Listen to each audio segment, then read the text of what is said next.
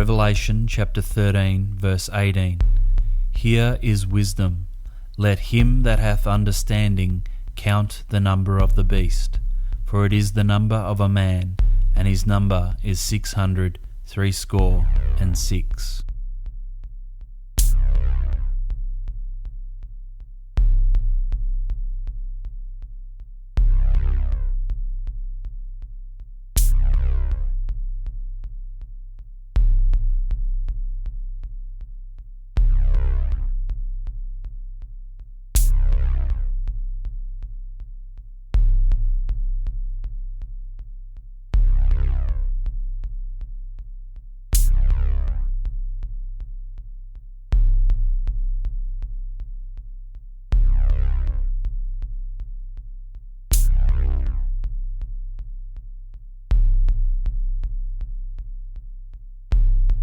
What are the odds? 1 in 4, 1 in 10, 1 in 1,000, 1 in 1,000,000, 1 in 1,000,000,000. First, let me give you the wisdom to understanding how Harry's name equals 666. The Hebrew and Greek alphabets use their letters as numbers. This means that A equals 1 and B equals 2. Or more specifically in Greek, alpha equals 1 and beta equals 2. Where alpha and beta are the name of the letters, and the alpha and beta shown on the right are the actual Greek letters. It would be apparent to most people that the word alphabet comes from these two letters. And likewise in the Hebrew, Aleph equals 1 and Bet equals 2, where Aleph and Bet are the name of the letters, and the Aleph and Bet shown on the right are the actual Hebrew letters. Here are the 24 letters of the Greek alphabet in lowercase format with their respective numbers. You will notice that 6, 90 and 900 are missing. These are represented by the now obsolete letters digamma, copper and sampi. The number 12 would look like this, with iota for the number 10 to the left and beta for the number 2 on the right. The first time the number 12 is used in the book of Revelation is chapter 7 verse 5, where the tribes of the children of Israel are referred to in sets of 12,000. There are 272 numbers in the book of Revelation. 258 are written as words, with only 14 written as actual numbers. Here is the number 144, with rho for the number 100 shown on the left, mu for the number 40 shown in the middle, and delta for the number 4 shown on the right. The very first time a number is written in numerical form is the number 144 in Revelation chapter 7 verse 4, as shown here. Here is the number 666, with chi for the number 600 on the left, xi for the number 60 in the middle, and digamma for the number 6 on the right. The last number to be written as an actual number in the book of Revelation is 666, as shown here in Revelation chapter 13 verse 18. Understanding that Greek letters can be used as numbers is the first step to gaining the wisdom for calculating the number of the beast. The next step is found in the verse before verse 18. Revelation chapter 13 verse 17 says this, "And that no man might buy or sell, save he that had the mark, or the name of the beast, or the number of his name." The meaning of this is quite clear now that we understand that Greek letters represent numbers. A simple example of this number of his name can be seen with the word Abba, which is the Greek word for father. The number of this name would be 6, since we would add the value of 1 for alpha, 2 for beta, 2 for the second beta, and 1 for the second alpha. Let us now look at a more complex name. Here is the name Jesus in English, and here is the Greek version, which is pronounced Jesus. The number of Jesus' name in Greek has a value of 888. This is achieved by adding the value of each Greek letter. Iota has a value of 10, Eta has a value of 8, Sigma has a value of 200, Omicron has a value of 70, Upsilon has a value of 400, and the final Greek character, Sigma, which has an altered appearance when placed at the end of a word and looks like an S, has a value of 200. All these values, when added together, have a total of 888. The number 8 in the Bible represents a new beginning. It also represents resurrection. Jesus was resurrected on the 8th day of the week, otherwise known as Sunday. There were 8 souls on the ark, namely Noah, Shem, Ham, Japheth, and their wives. An octave is 8 notes apart, with the 8th note a repeat of the first note. In the same way that 6 is one short of God's perfect number 7, so too is 8 one better than 7.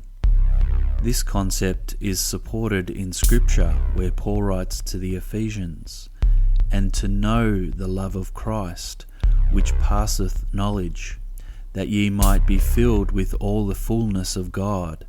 Now unto him that is able to do exceeding abundantly above all that we ask or think, according to the power that worketh in us." Where man falls short of God's glory without Christ, and meets God's expectations with Christ, so too is Christ counted worthy of more glory. Jesus said the following in the 17th chapter of the Gospel of John, "And the glory which thou gavest me, I have given them, that they may be one, even as we are one, I in them and thou in me, that they may be made perfect in one." This tells us that man has moved from 6 to 7 in Christ, and that God with a perfect creation has moved from 7 to 8. The next step is understanding that the calculation will be with Hebrew letters and not Greek letters. A clue to this is given by Jesus, the true Messiah, who revealed the ancestry of the false Messiah when he said this in John chapter 5 verse 43, "I am come in my Father's name, and ye receive me not. If another shall come in his own name, him ye will receive." Jesus is telling us that the Jewish people who reject Jesus Christ as Messiah will accept a false Messiah with Jewish ancestry. I am not the only one who thinks this. The late Barry Smith had this to say about this matter. But during the course of our lectures, I point out that we will recognize him in 4 ways. Number 1, he will be a non-religious Jewish man. Now, by saying that, I'm not anti-Jewish. In fact, I'm very pro-Jewish. We are friends with many Jewish folk. We take tours every year there. But this man must of necessity be a Jew, because Jesus himself was a Jew.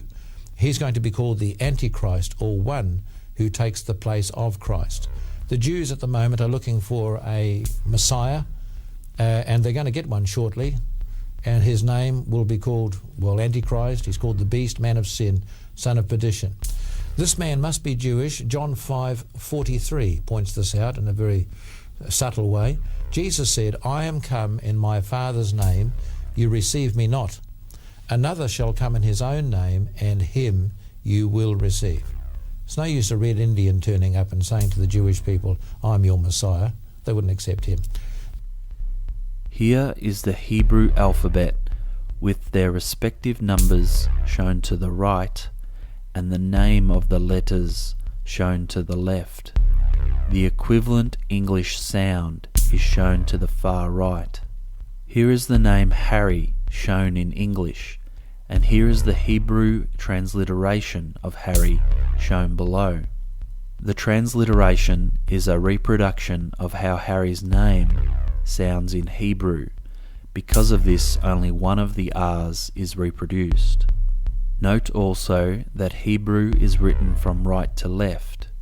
The number of Harry's name is 216. We achieve this by adding 5 for he, 1 for Aleph, 200 for resh, and 10 for yod. The number 216 is particularly significant since its factors are 6 times 6 times 6. Let us now look at the number of Harry's paternal surname and the number of his maternal surname. Harry's paternal surname is Mountbatten Windsor. Here it is in Hebrew, which would be pronounced Mountbatten Windsor.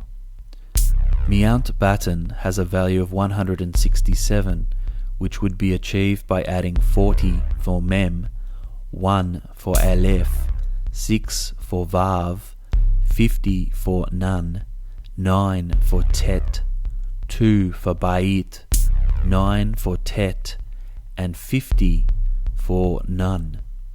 Like the Greek letter sigma, the Hebrew letter Nun has an altered appearance when placed at the end of a word. This is known as a final form. Windsor has a value of 283, which would be achieved by adding 6 for Vav, 10 for Yod, 50 for Nun, 4 for Dalet, 7 for Zayin, 6 for Vav, and 200 for Resh. 283 plus 167 equals 450. Here is the English word Spencer with its Hebrew form below. This also has a total of 450. This is achieved by adding 60 for Semki, 80 for P, 50 for Nun, 60 for Samki, and 200 for Resh. When we add 216 for Harry, we have a total of 666 for both his paternal and maternal surnames. The final name to have a total of 666 is Prince Henry Albert David. Here is the Hebrew form shown below. Prince has a gematria of 145, which is achieved by adding 5 for he, 50 for Nun, 60 for Samki, 10 for Yod, and 20 for Kaf, which has a final form as shown here. You will notice that Prince is not transliterated. This is because the existing Hebrew word for prince is used. This can be verified from this image, which is the front cover of the book The Prince by Niccolò Machiavelli. The number of the name Henry is 265, which is achieved by adding 5 for he, 50 for Nun, 200 for Resh, and 10 for Yod.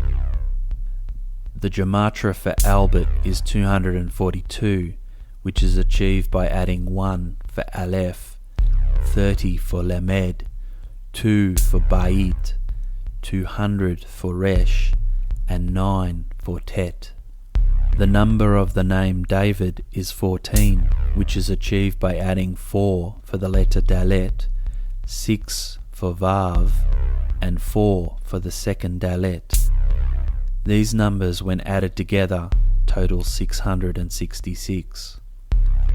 All of these names can be verified by using Google Translate. Let us now move on to calculating the odds of 4 names with 666.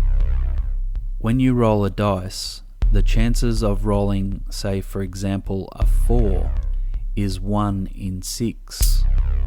If you roll a second dice, the chances of rolling a 4 and a 6 is 1 in 36. This is achieved by multiplying the odds for each throw.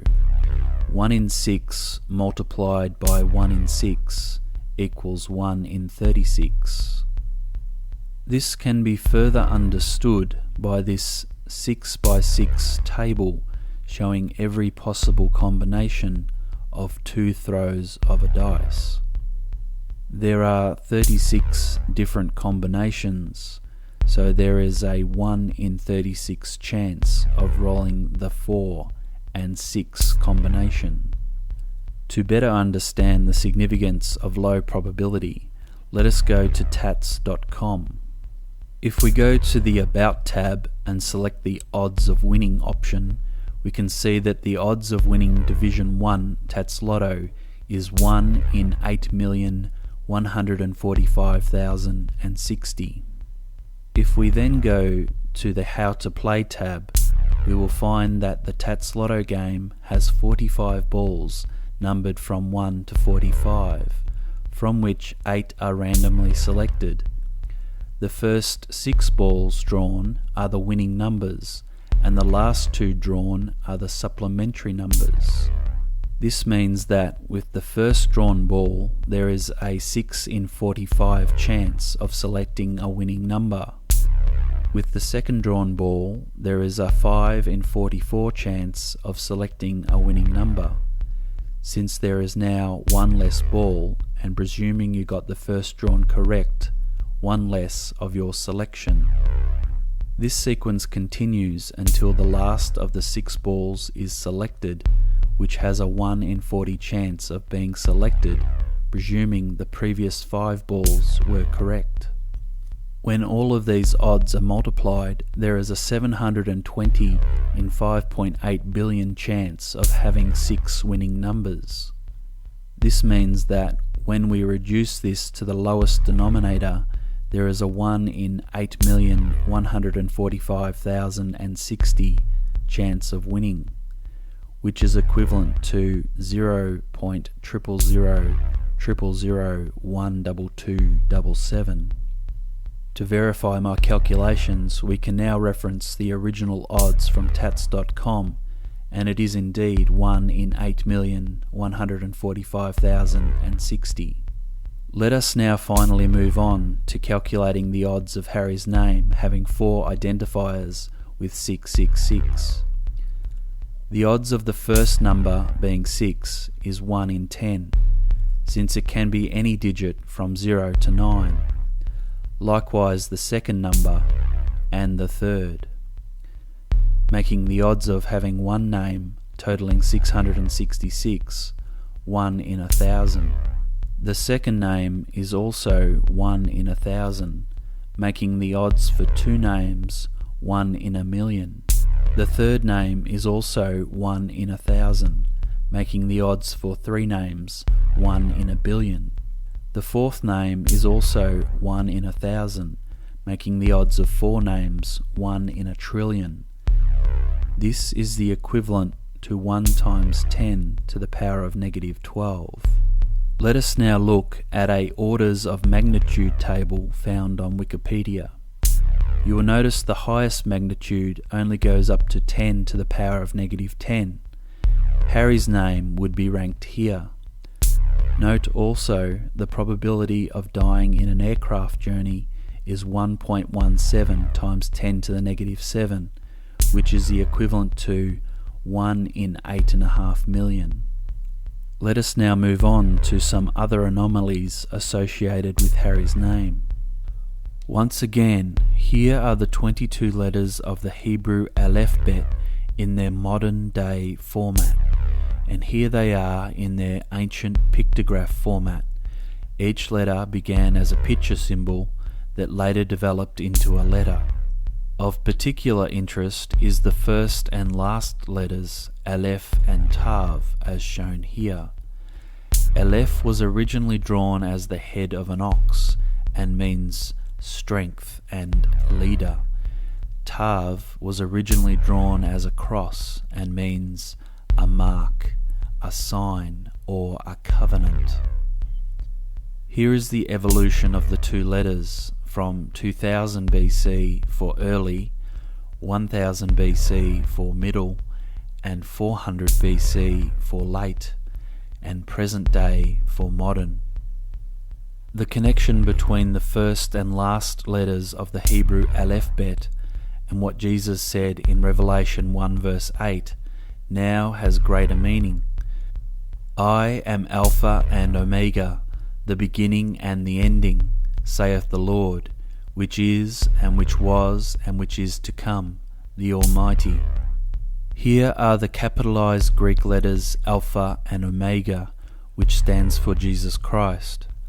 Likewise, the Hebrew equivalent Aleph and Tav also stands for Jesus Christ, with the additional meaning gained from the pictograph of an ox and a cross, which would mean leader and a cross, or given that oxen were sacrificed for sin, the picture may also mean a sacrifice on a cross. Jesus was indeed a sacrifice for sin, who died upon a cross at Calvary. Another pictograph that is of interest can be derived from the name given for God to Moses in Exodus chapter 6, the name Jehovah or Yahweh, as known through this tetragrammaton YHVH, and these Hebrew letters Yod, Hey, Vav, Hey. Let us now look at the pictographs for these Hebrew letters. They are behold, nail, behold, hand. The meaning of this pictograph can be clearly understood from the following image. Behold the nail, behold the hand. According to Revelation chapter 13, Jesus was the Lamb slain from the foundation of the world. God's name Jehovah was given to Moses in 1454 BC, and Jesus died and rose from the grave 1,484 years later. Let us now cherry-pick the beast chapter in the book of Revelation for clues relating to the pictograph for Harry's name.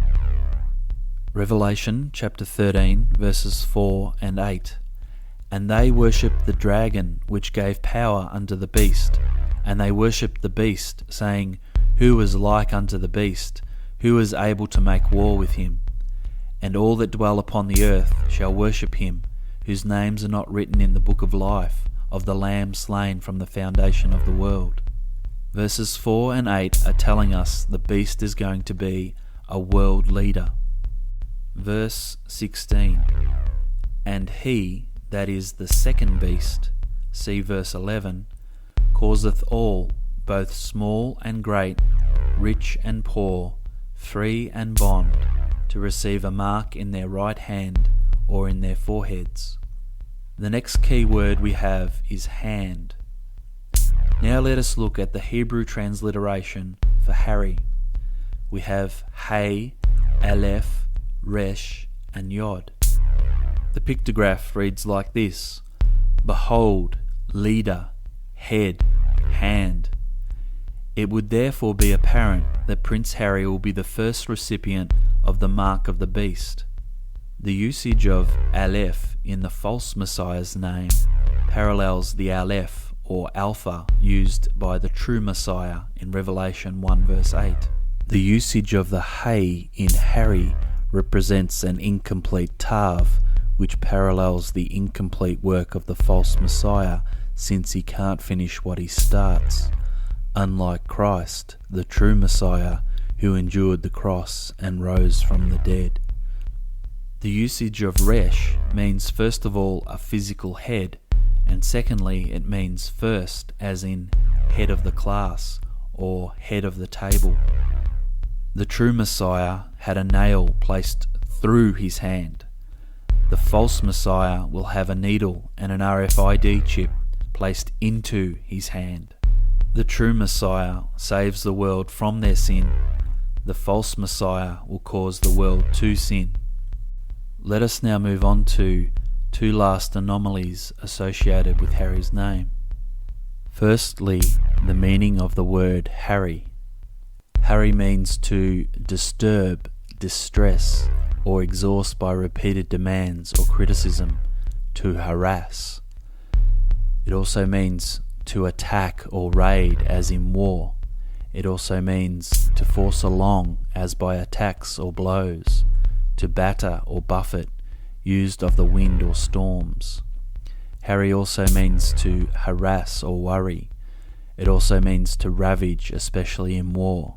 The Old Norse meaning is to lay waste. The meaning of the name Harry also relates to war. The Norse meaning is war chief, and the Teutonic meaning is mighty in war, while the Swedish, American, English and German meanings all relate to someone who rules the home. The English meaning also relates to army commander, army, someone who wields power. The last meaning of the name Harry relates to Satan. The word Old Harry is a nickname for the devil and Satan. Old Harry is also an informal and jocular name for Satan. The second anomaly of Harry's name can be found in 2 John chapter 1 verses 6 to 8, where we find the word Antichrist and Harry right next to each other. Here is what these verses say: "And this is love, that we walk after his commandments. This is the commandment, that, as ye have heard from the beginning, ye should walk in it. For many deceivers are entered into the world, who confess not that Jesus Christ is come in the flesh. This is a deceiver and an antichrist.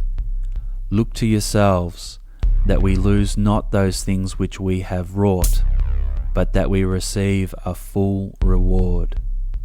All these things by themselves are insignificant, but when placed alongside the number of his name calculation, we know that Prince Harry is the first beast in Revelation chapter 13, and therefore the Antichrist.